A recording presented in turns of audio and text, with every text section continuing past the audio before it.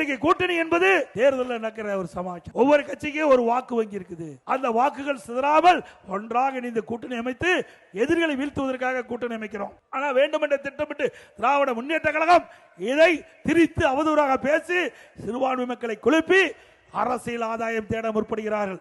சிறுபான்மை மக்கள் எண்ணி பார்க்க வேண்டும். அனைத்து இந்திய அண்ணா திராவிட முன்னேற்ற கழகத்தை பொறுத்த வரைக்கும் எம்மதமும் சம்பதம்.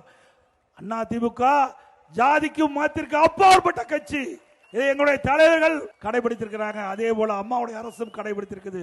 இஸ்லாமிய பெருமக்கள் நாங்கள் வாக்குக்காக இதை கேட்கல, சிந்தித்து பார்க்க வேண்டும். அண்ணா திமுக ஆட்சியிலே ஒப்பிட்டு பாருங்க, எந்த அளவுக்கு திட்டங்களை கொண்டு வந்து உங்களுக்கு நன்மை செய்திருக்கோம் என்று, எந்த அளவுக்கு தமிழகம் அமைதி பூங்காவாக இருந்தது எண்ணி பாருங்க.